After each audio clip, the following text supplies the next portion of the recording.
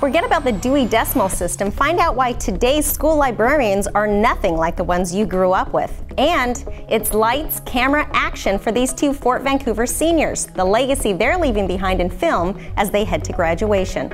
Speaking of graduation, we'll look back 123 years to the first high school graduates in Vancouver's history. Today on Snapshot.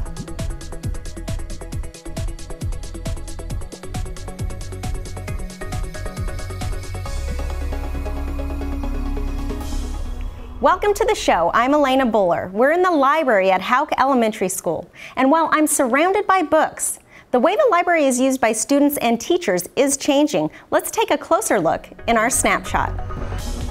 In Vancouver Public Schools, librarians are now called Teacher-Librarians because they do a lot more than manage the school's books. The district is getting national recognition from Digital Promise, a coalition of educators. We'll have more on that later in the show. Joining me now are teacher librarians Tracy Chun from Skyview High School and Jenny Mowry from right here at Houck. Thanks for joining us, guys. No problem. First, let's start off talking about how you guys are different from a classroom teacher, like the traditional teacher. So working in a library gives you a lot more flexibility. I get to work with groups of kids from K-5, so every grade level, and I get to follow those kids all through their 6 years of elementary school. I love being able to collaborate with the teachers and work with them on ideas and things that they are working on in their classrooms, and then just implement those same skills here in the library. So we know teachers have curriculum. Do you guys have a curriculum you need to follow as well, or is it kind of just you're kind of picking up on things that they're learning in the classroom? Well, we're actually working right now on a scope and sequence for libraries. The scope and sequence we have is decades old, so we're working on it. But a lot of what we do nowadays is collaboration with teachers and helping just kind of build upon what they're already doing in the classroom, or enhancing it, enriching it, or reteaching things that need to be retaught. One really kind of exciting thing about being a teacher librarian is you do, like Jenny was saying, you get to see that growth.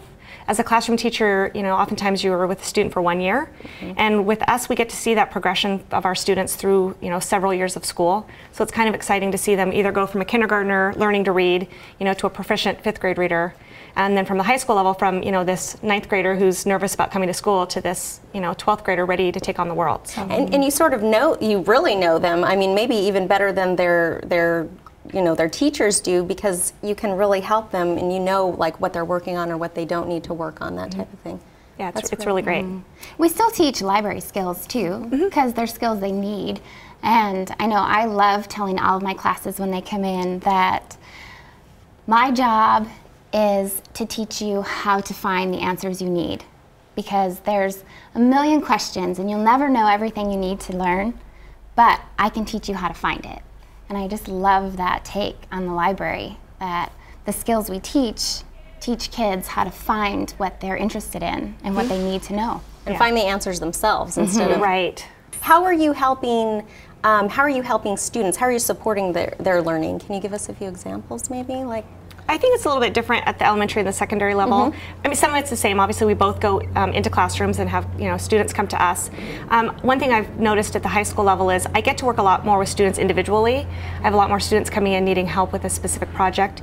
So one thing is it's kind of important that you know the range of curricular areas. You know, if you're a little bit about everything, right? Because you never know what they're going to need help with. And so I think helping students achieve that kind of aha moment where they figured it out on their own, or that now they have the confidence to go out and do it, is huge. And especially at the secondary level, I see that a lot more on an individual basis than at the elementary level. So.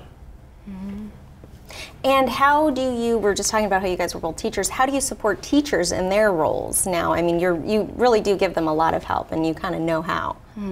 So meeting in our PLCs, I'm able to pop around to different groups and just connect and hear what they're doing. A lot of times it's just me listening and paying attention to what they're talking about in the staff room or during our meetings. And then when I see something come across my desk or an idea comes up, then I can immediately implement that or talk to them about it.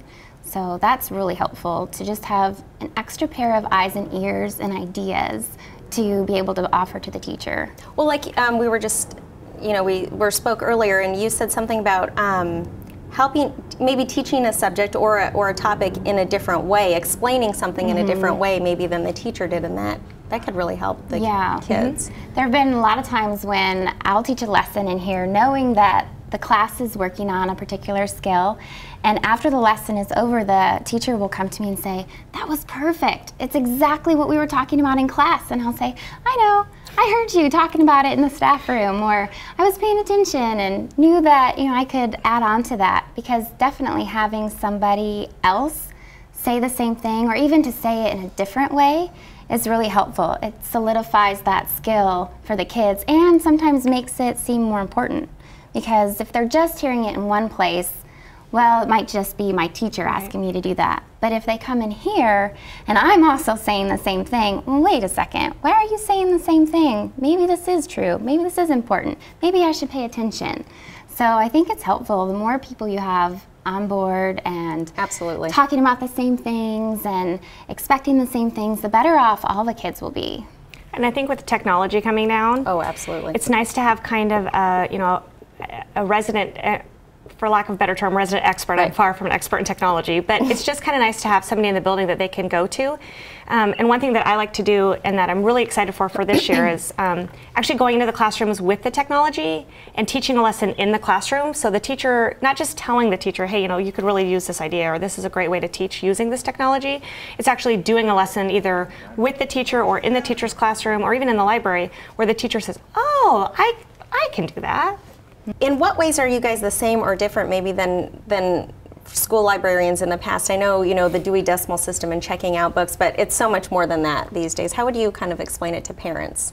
I think that it used to be the library was a self-contained place that contained books, you know, and then kind of in the 80s, you know, it became the media center because we've got computers and a little bit of technology. And now I think that it's our job as librarians to move beyond those library walls and really go out into the classrooms and into the instructional spaces and into the community and really go out there and say, you know, these are skills that everybody needs to have, you know, to be a successful learner and to be successful in life. And so instead of keeping it in that little library space and playing the role of the shushing librarian, it's more about making the library like, you know, a vibrant, exciting place to be.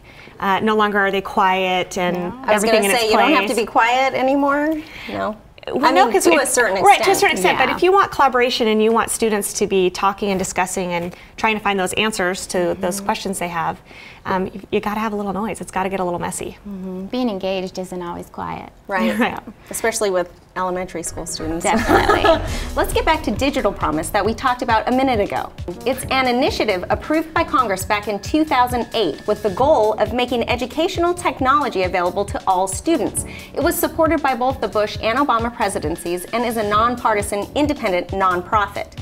Vancouver Public Schools is a member of Digital Promise's League of Innovative Schools, which helps shape the discussion of what our nation's schools should look like. Vancouver itself, Vancouver Public Schools, is really kind of leading the way with Teacher-Librarians. I mean, you guys are really different than other schools or other school districts. Can you tell us a little bit, I mean, what kind of, like, what's so important about that? Why are you guys so different? How are you different? So I think one way the Vancouver stands out is that they really value the teacher librarian. Our role has become integral in a school, and for a lot of reasons, for the digital piece, for the curriculum piece, for connecting to standards, and just giving kids those lifelong learning skills. When they need to learn something, they know how because we're able to help teach them those pieces, research and whatnot. But I think the district putting forward money to help pay for, was it 10 or 12 of us to get our endorsements, that spoke highly. Is that extra training? Yeah, so in addition to your teaching degree, you have to have an endorsement to become a school librarian. And the district paid for that.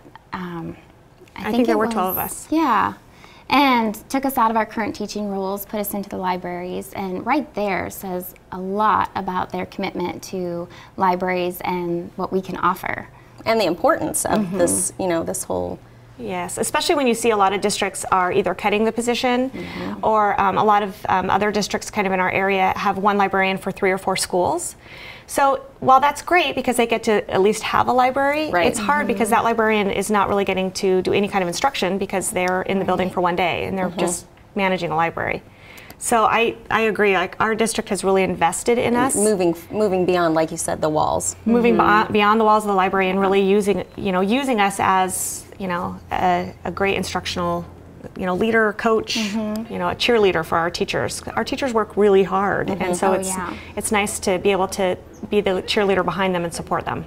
So what's the next big thing coming up for teacher librarians or the libraries this coming year? Well, our big thing for elementary will be a few years out, but you guys are starting soon. Our staff iPads are rolling out. So this year we did a 9th grade academy, and they had iPads they used in the classroom. So that was our first kind of, go into the one-to-one devices. And so this coming October, each teacher will have their own iPad that they'll be able to use, for instruction. And so for me, it's really going to be getting out there and saying, hey, look at this really neat app. Or even saying, can I come in and teach your class for 15 minutes? I'm going to show you how to use this app. It's really kind of getting the teachers used to and comfortable with the technology. So the following school year when the technology is in all of the students' hands, teachers are confident, they're using it, they're comfortable, and we see that authentic engagement with our kids and our teachers. And well, and the information is changing so rapidly in the apps. There's so many different things that they have somebody that, hey, this is new, let's check this out, let's do that. That's great. Yeah, and the students always tell us what's new and what's exciting. Cool. For elementary school, I would say that it's more teaching them how to not so much use the technology. I do some of that. Our teachers are pretty savvy here at Houck with the technology, but more so just that it's not about the technology, but how to use the technology to enhance what they are already learning or what they need to learn. So I think kids in general are just so drawn to technology that they latch on to any device, but getting them to see the benefit of why they're using it or how that app educational or that program benefit, it's a tool. benefits what they're actually learning. I know I'm trying to change my own language in the sense that when kids come and say, I'm doing PowerPoint, I'm trying to let them know, no, you are doing research and you are presenting the information you've learned on your topic using PowerPoint as a tool. So even getting teachers to change that language so that the kids are focused on what they've learned, not the technology itself. Yeah. Yes. That's excellent. Well, thank you very much, you guys. It's very interesting, and I just think it's a fascinating topic, and you're doing great work. Well, thank you. Yeah, you're welcome. If you want to learn more about Digital Promise and what it does, head to digitalpromise.org, and don't hesitate to get to know the teacher librarian at your child's school. Vancouver Public Schools prides itself on its career and technical education programs, where students get a taste of potential jobs. One of the most fun programs it offers is video production. At Fort Vancouver High School, a pair of graduating seniors are leaving behind a trail of great movies, a lot of laughs, and a whole lot more. On the cusp of graduation, Fort Vancouver seniors Andrew Bepler and Miguel Gutierrez think back to their first video production assignment as freshmen. We had to go around the school and get shots of the school learning how to use a camera. From that simple task sprang a torrent of creativity and productivity. Oh my gosh, Miguel, it worked! Isn't that awesome?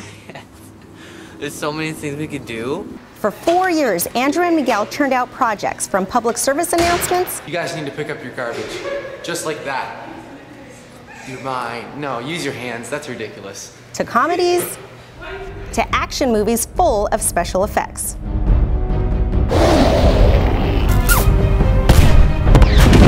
Year after year, they kept coming back for more. It's Burhow. Yeah. That's it. Burhow's such a great teacher. Burhow is Andy Burhow, Fort Vancouver's video production teacher. They love his class, and he loves having them in it. It's so rare to get to work with somebody for 4 years. I mean, you're lucky if you can get a student for a second year. So to be able to work with somebody for 4 years is just a treat because you really can watch them grow and develop. They've grown from eager freshmen to accomplished young filmmakers. As juniors, they represented the state of Washington in the Skills USA Film Competition in Kansas City. As seniors, they placed second in the state competition. They possess that combination of creativity, coming up with something new and a great idea, the technical know-how to actually make it, and then the determination to stay up all night or sit here for hours on end and do it. And to get all three in one or two guys is pretty rare. But their love of learning doesn't stop at filmmaking. Anything that we were doing, they had an interest in being a part of. Both Andrew and Miguel have been fixtures in the Ford Sports crew and have worked on a number of special video projects, including one for City Hall. Mr. Mayor, here at Fort Vancouver High School, we've got a lot of amazing students and programs. Basically, whatever Mr. Burhow puts in front of them. I think he likes to give kids opportunities, and that's what he did with me and Andrew. He saw that we had potential, and he gave us opportunities to do Fort Sports and the morning announcements and doing our own projects for the class. And I think that's why we enjoy being here, because Burhow sees our potential and lets us go far in our videos and stuff. With high school over, Andrew and Miguel are figuring out what's next: college, jobs, and hopefully more movies. I'm gonna get out there. I'm gonna make some films, put it in some festivals, see what happens. Yes, I'm gonna miss them terribly. Everybody says, oh, what are you gonna do next year without these guys? No, it's gonna be tough. There's somebody out there. I know there's guys out there that will step up, but they're unique. They're special.